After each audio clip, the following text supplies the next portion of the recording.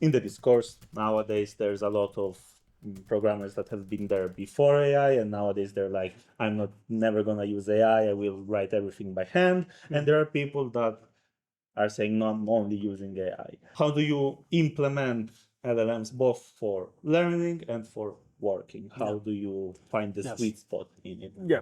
So we can fight about this, but I don't think that we should not use AI like even I'll use it in 5 years. I think we don't have time for this approach. This is my point of view. We don't have time to say, I want to do everything handwritten and I will check in for years. There are many concepts, for example, all the model context protocol and all these things that are part of the development itself. So we can't ignore it.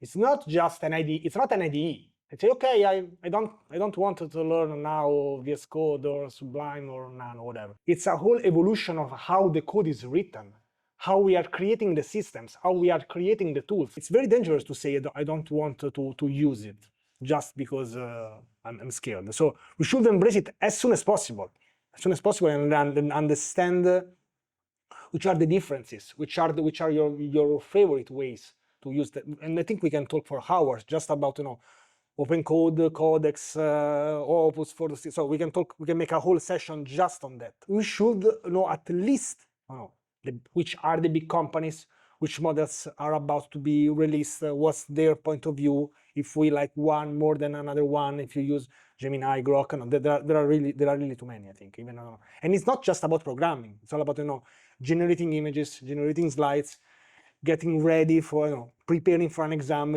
asking things to an AI to see if we are prepared, even how we want to interact with it, using voice, using text, generating things, giving a whole book to it and trying to get some news out of it.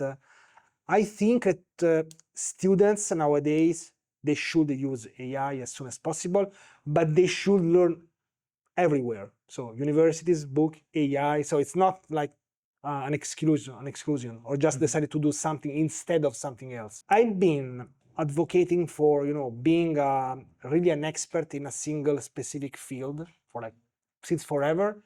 Now I'm changing a bit my mind, and I think that we really need to be able to understand many different things. There is this debating, like, should we go vertical or horizontal? Now I think we should do both. So it's not like we have to choose, but we need to get ready to know a bit of everything, be very strong in a skill, also know AI, and this might feel really exhausting. I think it's also a fascinating era that we're living it, and I think this will be remembered as like a huge evolution. It's like when the internet came out. You are too young for that, but it was like a huge revolution. There were people saying like, the internet is bad. I don't want to use the internet. There were people saying like, I don't want to use the internet 30 years ago. Now for you, this sounds weird, but it was something like that. I feel very old saying this, by the way. I should know.